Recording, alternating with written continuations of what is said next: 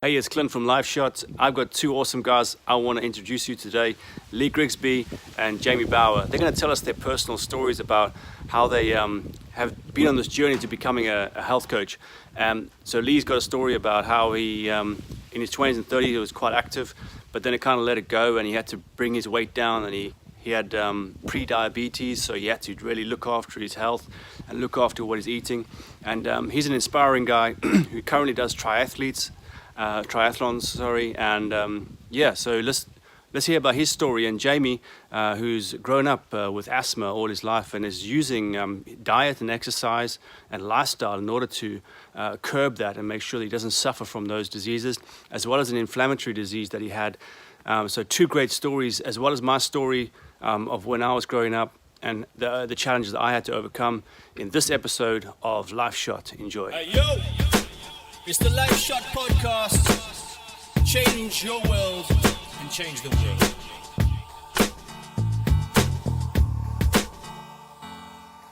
world.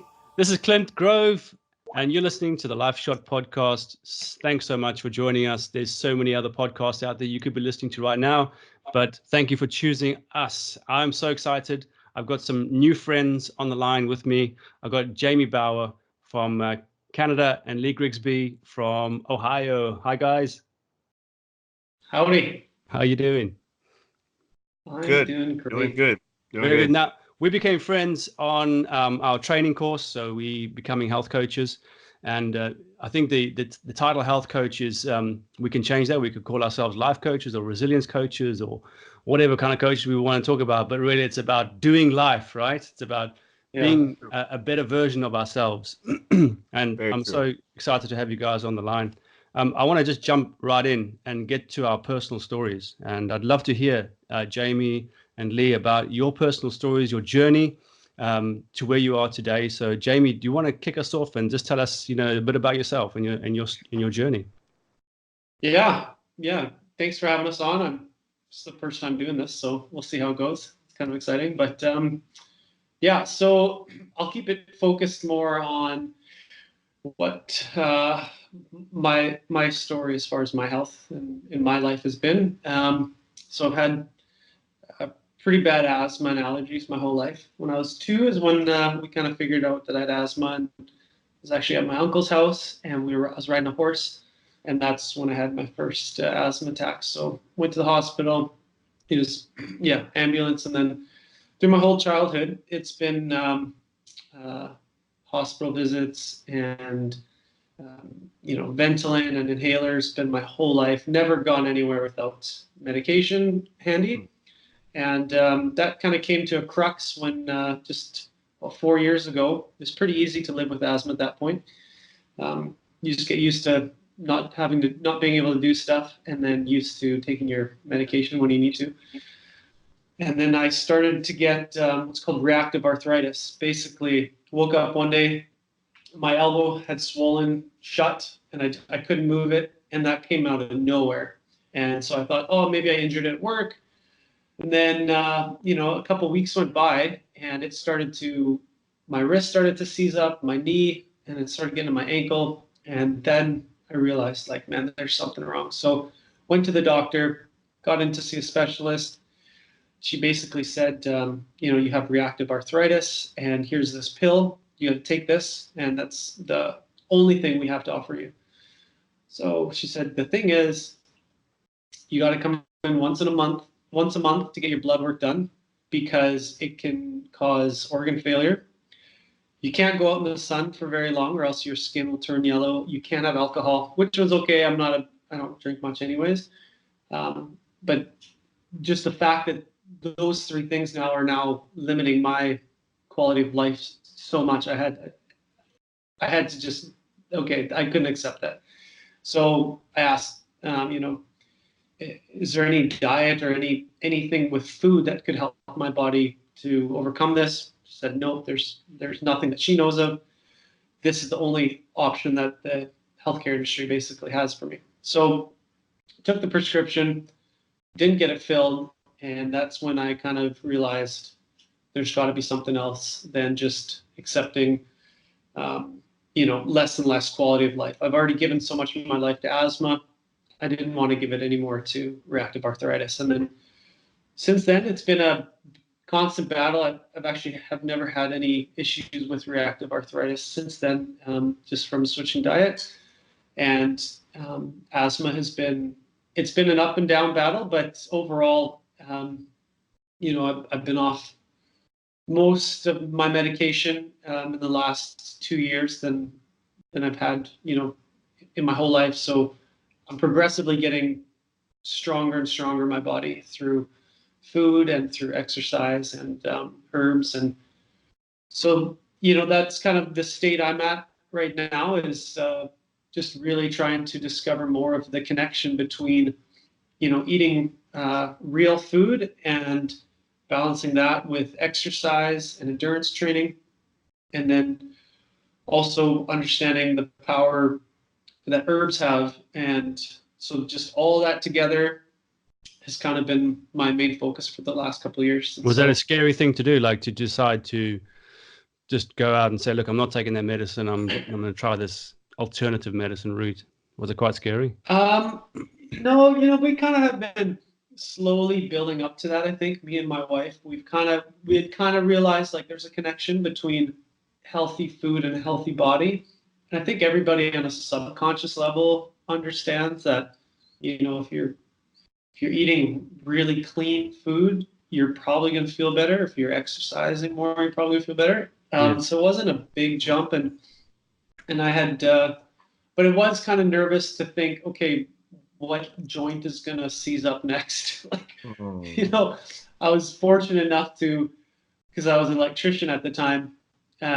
You have to be able to move your body and to do hands-on work, and I couldn't. So I was fortunate enough to be in a state in the project we were on that I could oversee some of the first year, second year, so I was able to do that. But if, most the rest of my other times of my career, if I couldn't move my arm for 3 weeks, then I couldn't work. So it was scary, but it was so worth it, because I realized, like, what other options do I have? I'm not going to live a life where my organs could fail. Like, I have 4 kids. I'm not going to jeopardize my life with them just because I didn't want to try something new. So yeah, I had a good, strong wife to kind of push me in that direction of like, just I'll cook it, you just eat it.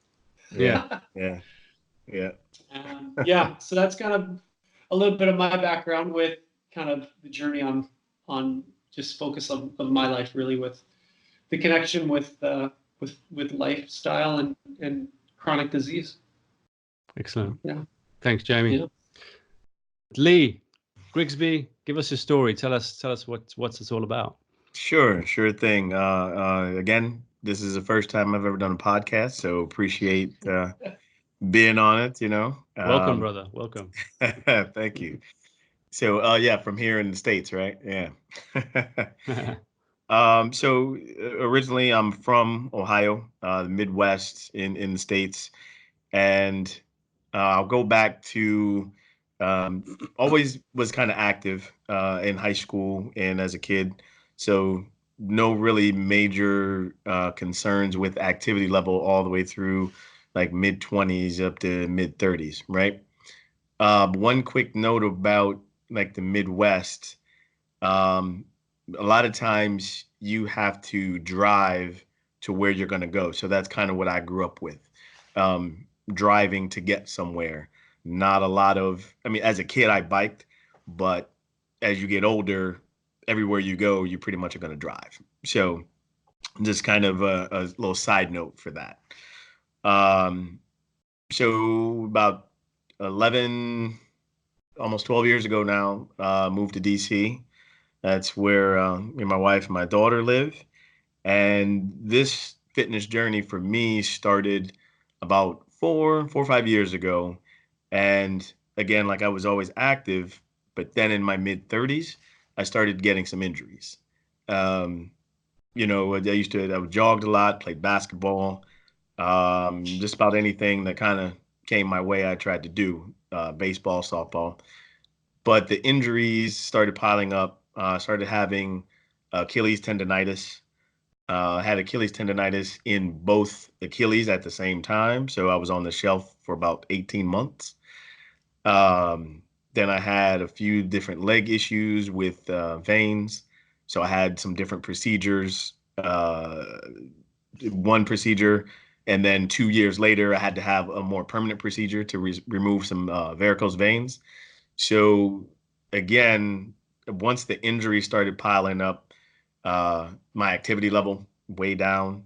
And so I started putting on weight and, still tried to be active, but got to about 250 pounds or so. Uh, it didn't feel unhealthy, but I felt sluggish and felt, just not like I used to. And I'm like, wow, is this what the rest of, my life is going to be? I'm not even in my 40s yet. And wow, I got here so fast. So, I went to the doctor, started trying to take control of my health. I was like, okay, let's go to the doctor on a regular basis, see what's going on. I've also had, family history of high blood pressure and, different diseases that are controllable, diabetes, that kind of thing. So, uh, my doctor put me on a high blood pressure medication and also said that I had pre-diabetes. So, still borderline, not having to take any medication for that.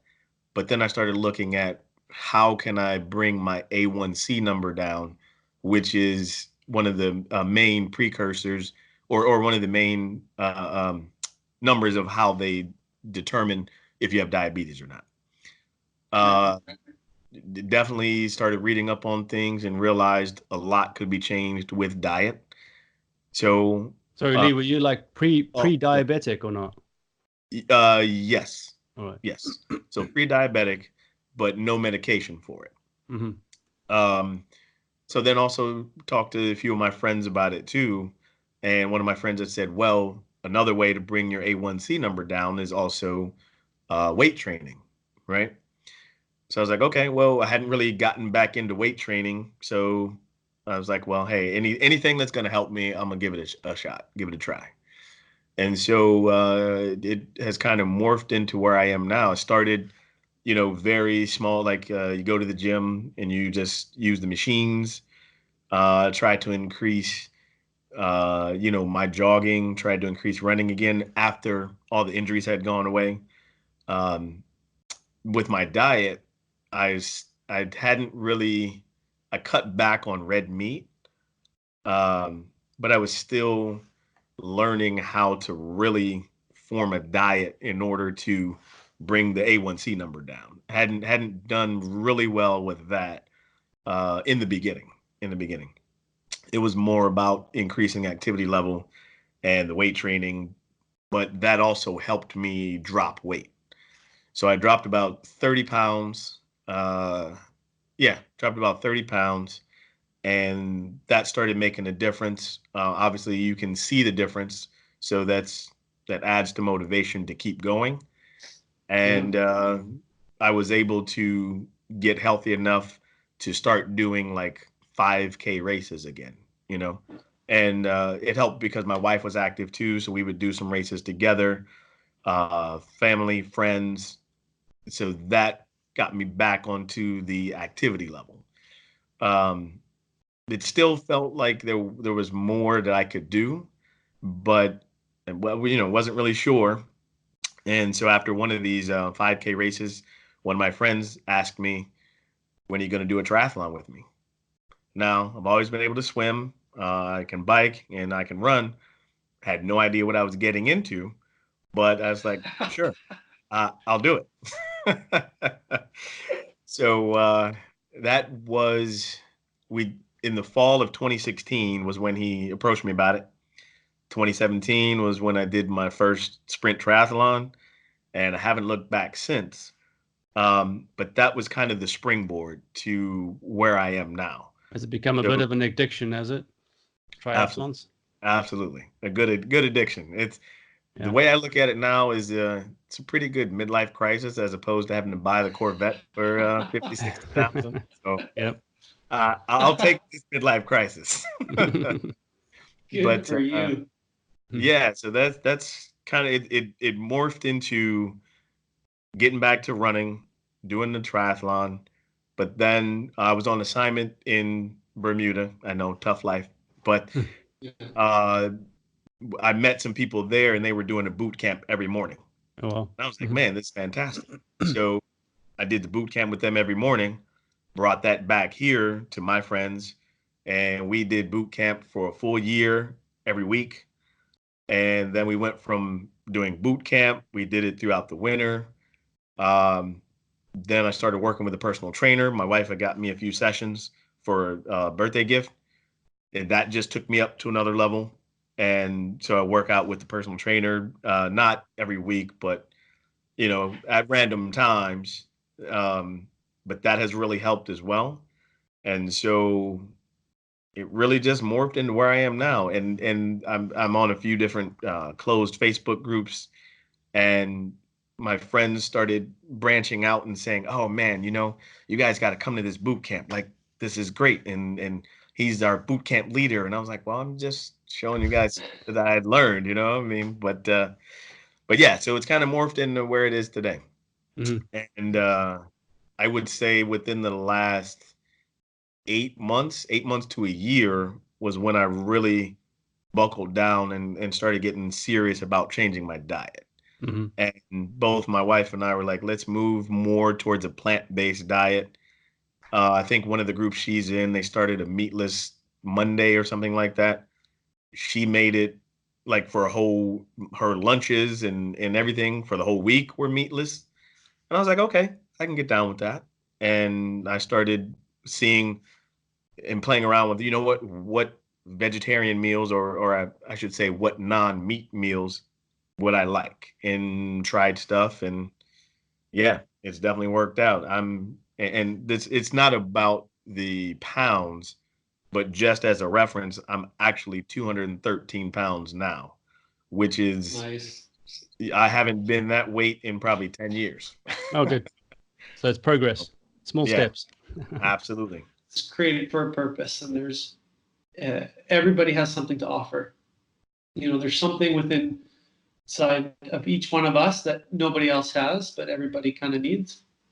So it puts value on the individual. It puts value on me and my story. It puts value on your stories, and just looking at the world through that lens, uh, for me, has kind of motivated me or given me a sense of purpose to really help people discover that what's inside of them, what they're created to do, or um, how they can live, you know, their life to the fullest, and that includes things like sharing my story with the things I've learned with just in one realm of our whole existence, with just with eating food and the connection that has with helping my body become stronger, which then in turn helps me become stronger, helps me set more goals or do more things in life that are going to impact people in a positive way.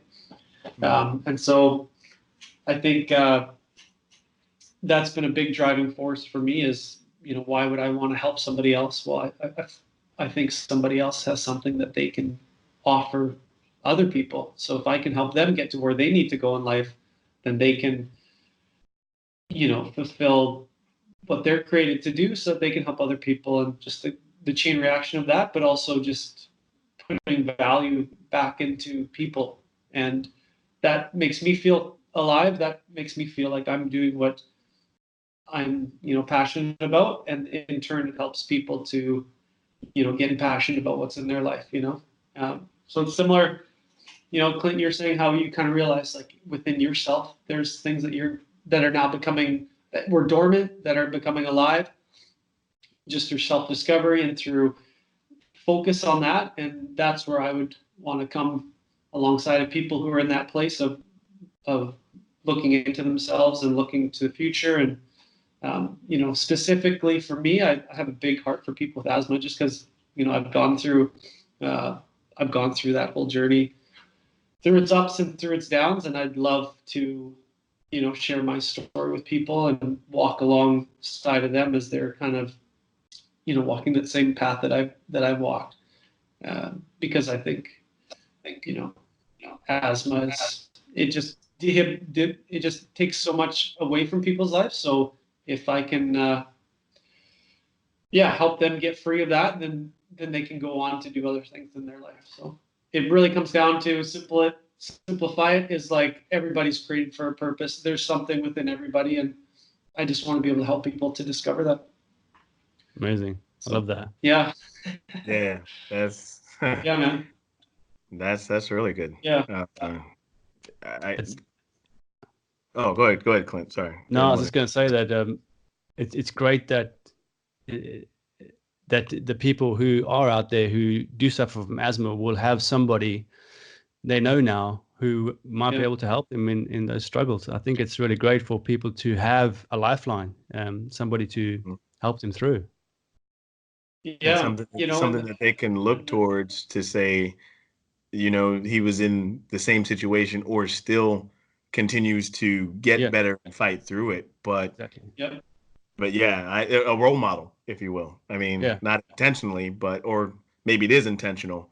But that's awesome to have.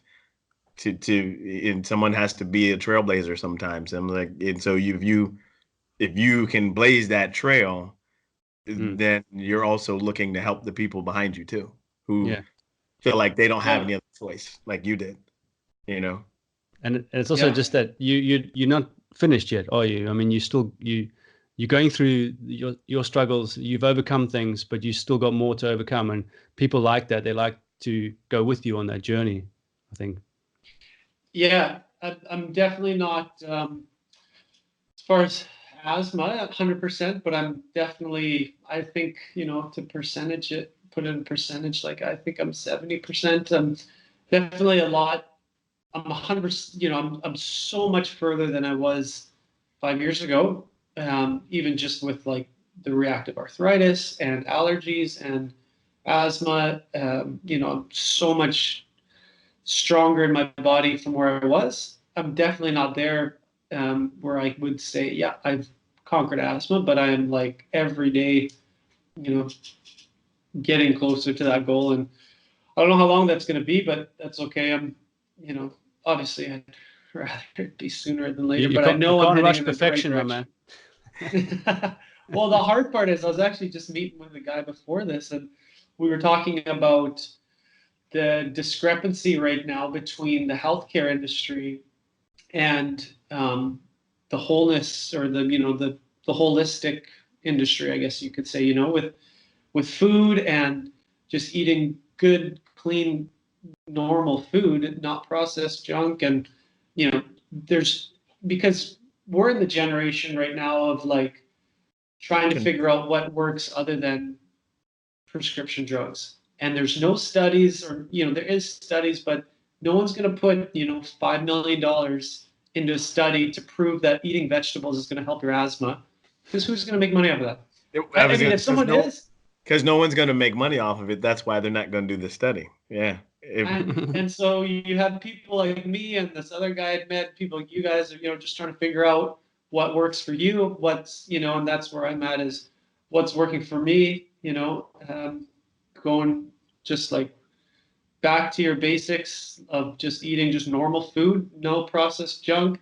That's working for me. Okay. And then it's just kind of, you're just constantly experimenting on yourself, and so if I can, everything I'm learning along the way, I'm like recording and trying to keep a journal up so that, in the future, if there's people that, they have asthma, I can say, hey, this is these are things, and these are tools that helped. Let's specify that to you, because everybody's super specific on their bodies, and how can we take the things that I've learned and help you. So yeah, it's a long journey, but it's so worth it when you can help people.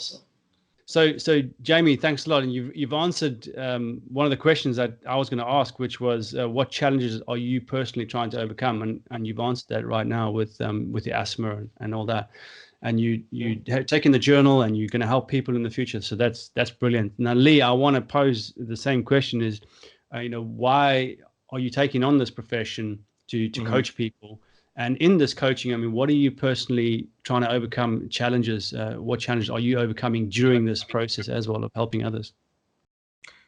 Yeah, I would say kind of piggybacking on what Jamie started with as well, and you touched on it too, is purpose. Um, if I can like kind of rewind for a little bit, throughout my life so far, I've dealt with a lot more death than I would have liked to, close friends, family, right? But and the one thing that kind of gets me through or makes me feel like they didn't die in vain, right? Is, well, what legacy can I carry on from them, or what, as again, what purpose, right? And so at different levels of my life and in different stages, um, I think the purpose has kind of changed. But I mean, without going too far into it for right now, and maybe if I'm on another podcast, I'll share deeper into it. But I had reached a point where I was at rock bottom, probably let's call it 22, 23 years ago. I'd lost a best friend, and really, like you were saying, Clint, had really kind of questioned my whole belief system, questioned things, and there was really nowhere to go but up. But once I realized, wow, I'm still here, then there must be a purpose for me. So I need to try to figure that out. So now, fast forward, another 20 years, 20 plus years, um, I'm realizing that I have something to give back through my life experience. And this fitness journey that I've been on for the last few years is just part of it. That's kind of the draw. That's where I can start to reach people. Um, but I think everyone kind of needs my why is like people need not just motivation, because I'm not really trying to motivate people or inspire. That happens from what they witness you doing on your own. But I want to help people be their best self. I want them to reach their potential, whatever that is. And I've kind of been doing that little by little, not really knowing that that's what I was doing. I even had a few friends reach out to me on Instagram. One of my friends, she has multiple sclerosis, right? I don't think I said that right. Multiple sclerosis. There you go. That's a terrible disease. Yeah, yeah, it is. Mm. And she's, been diagnosed with it for years. She has been following a lot of the stuff I do, a lot of the events I do and working out. She's been now back in the gym, uh, and refused to give in to the MS. And she has been like, I've been a huge inspiration in that. It's And amazing. I almost didn't know how to respond, because I'm like, wow, I mean, I appreciate that. Feel So now humbled. I'm even encouraging her more to do whatever it is you want to do. Don't give in. Don't lay down for whatever it is that might be ailing you. Hers is MS. But I've just started to find that I don't know who I can reach. But uh, yeah, um, and also not traditionally, I would say historically, here in the States, the African American population has really had a lot of diseases that can be controlled with diet, with exercise, or dare I say, even eradicated, right? I won't get into, the ton of political views and what happens of Mm. how things are marketed, right? That's discussion for another day.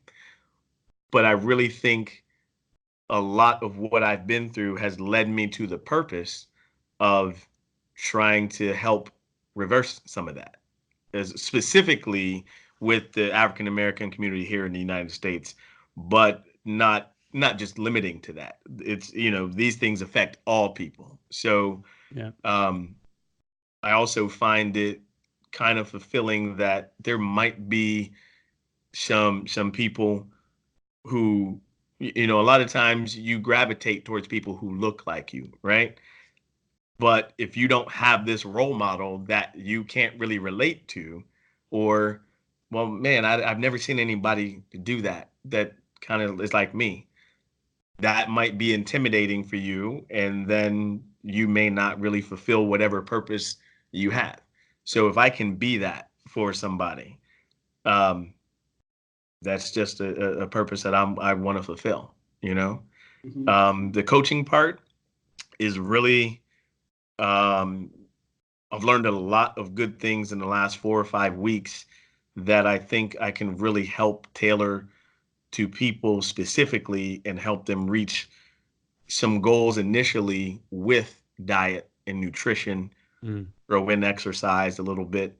But I think that will lead to bigger goals that are not just nutrition related, but it's going to be helping them change their thought process. And I don't want to say habit change, but you know what I mean. But it's really about helping people change their mindset, to be to reach their potential, or even stretch themselves beyond whatever potential they thought they had. Yeah. Do you think that being healthy in body helps them to have clarity of mind? 100%. Yeah. 100%. It will definitely strengthen your connection with being self-aware. Absolutely. Absolutely. And it's not even about believing in the same religion. It will just kind of happen naturally, organically, and So- you will feel connected, I think. I think Yeah. I want to ask you, which is one of my last questions for you guys. So Lee, I'll start with you because you're already on this topic, which Sure. is what mental changes, or what do you want to adopt mentally for yourself over the next, say, few months or years, which is really going to help you? I think what I've started on, and what I'm definitely going to push forward, is learning to complete what I think my purposes are. And if I think I've reached a purpose, let that roll into a new purpose, but continuing to be active. I would say I used to be inactive and wait for someone else to spark the change, or yeah, that was no, but I used to wait for someone else to really like make the change. You know what I mean? And instead of waiting for someone to do it, I'm realizing that, well, I think, I don't want to deny what I'm supposed to be doing. So maybe I'm the one that's supposed to lead the change. Yeah. So don't wait for someone else to do it. If you want to get the job done, go do it yourself. Yeah. And I will say I was definitely, I turned 44 this year in 2019. And so a big part of what really spurred the action for me now was, I don't know how much you guys follow the federal presidency of the United States, but my by far favorite president was Barack Obama, and he was the 44th president. So cool. I looked at that as, that's not coincidence that this year is meant for me to be the change that I want to see. And that's what he pushed a lot. And so, I was really spurred into action by a lot of the circumstances and divisiveness that is portrayed. I don't think it's bad, but it's not like bad like it's never been before. I mean, I think these divisive things have been in this country for a long time, but instead of feeding into them, I'm trying to be the change I want to see. And I think want it's excellent.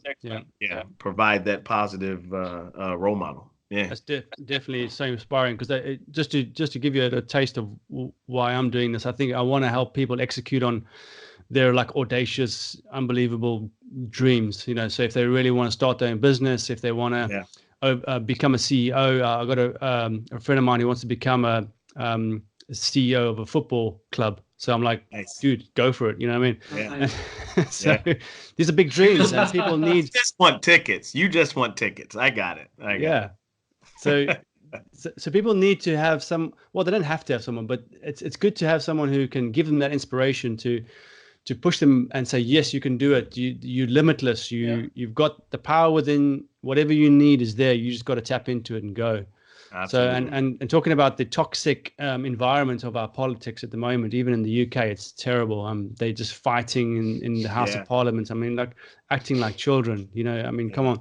And I think the more as we evolve as human beings into our new consciousness, and I think that our consciousness is evolving. The way we understand life, the way we understand the higher power and our source and creator is different now than to what it was thousands of years ago. We have to move with the times. We have to move with our consciousness, and to tap into this consciousness it's a global consciousness that we have to tap into.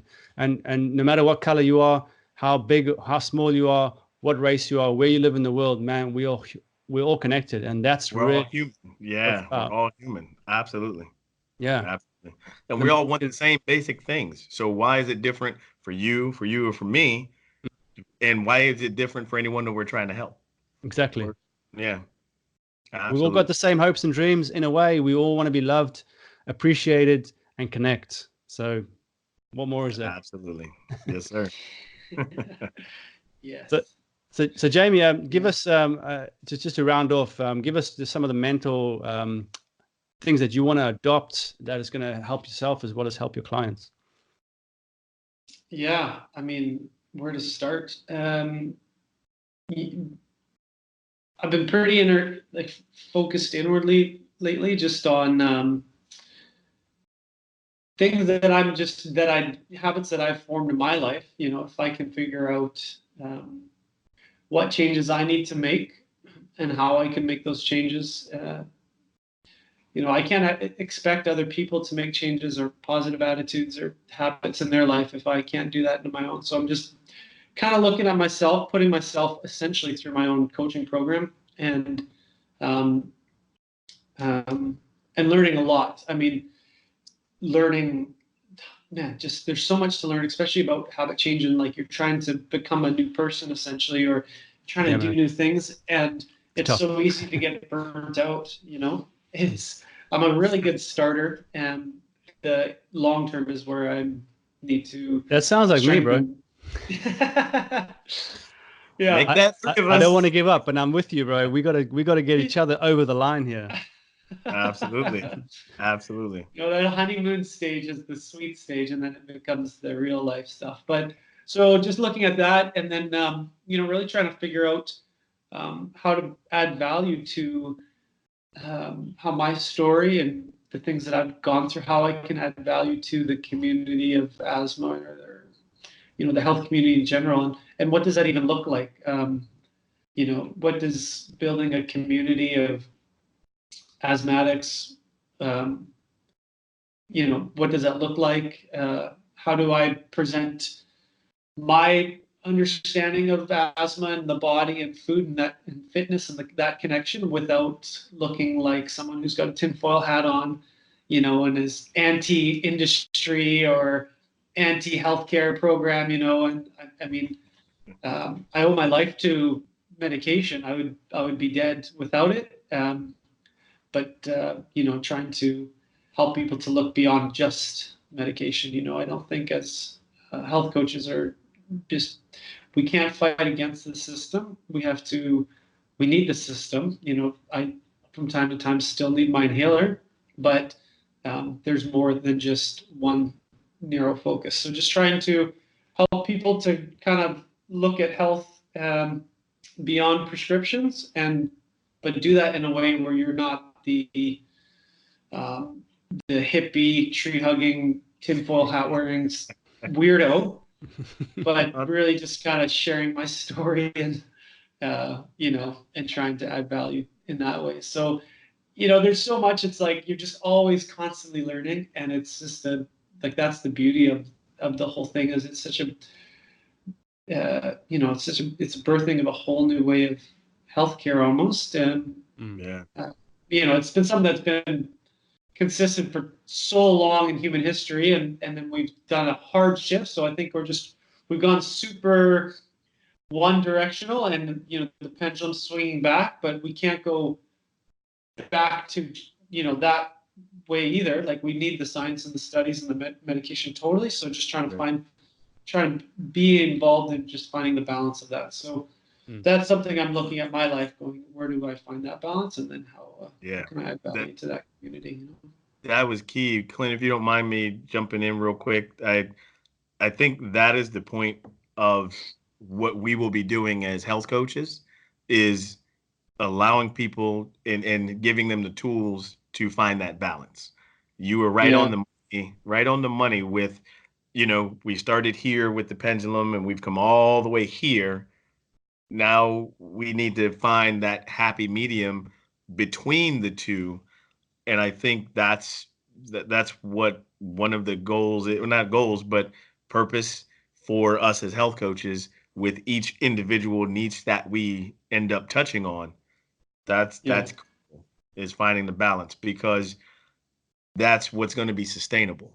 People go way too far one way or the other, and then 30 days, well, that didn't work. I'm done. I'm going back to what I was doing before.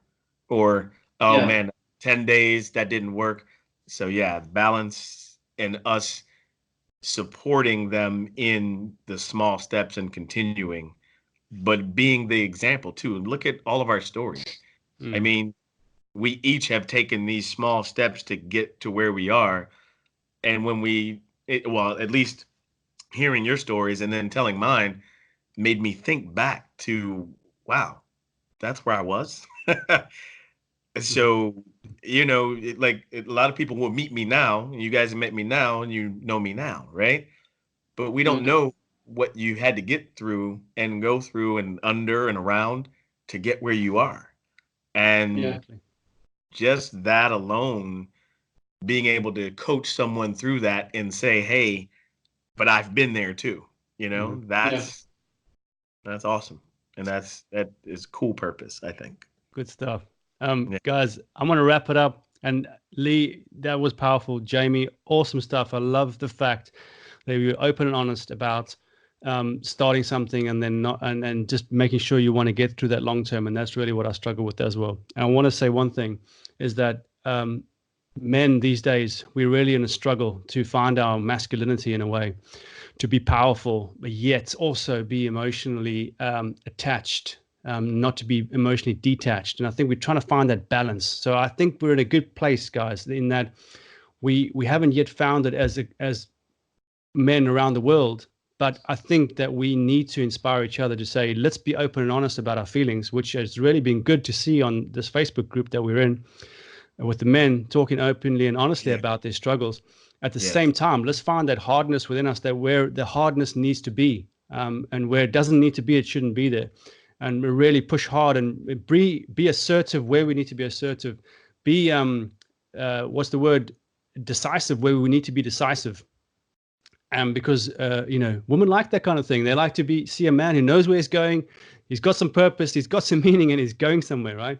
And if we can help others to be those men who stand up for what is right, they know what they're doing in life, yet at the same time they're emotionally attached, and they can be, which I struggled for many years, compassionate. I don't know about you guys, but I did struggle with that for a long time. I'm hoping I'm becoming a bit more compassionate these days, and I think that's by connecting more to my heart, by doing my breathing exercises, my meditation, my mindfulness. And so if you guys are willing, I think we should connect again and talk more about these things. What do you think? Absolutely. I'm all in. I think they're great topics for men these days, and I'm sure women love to hear this, where guys are really becoming who they're meant to be. And if you are who you are meant to be and you're doing what you love, I think you're just a nice person to be around. And the rest of it falls into place once you're doing that. Yeah, definitely. I'm all in for it. I'm all in. Good stuff. So Lee Grigsby, Jamie Bauer, it's really been a privilege having you on the Life Shot today. And I do like to say to people that Life Shot is about having another shot at life. So you're never done. There's always another shot to be taken. Thank you. Thanks for having us on. Yeah, appreciate it, Lee. All right, Jamie, guys. Well, have a good day.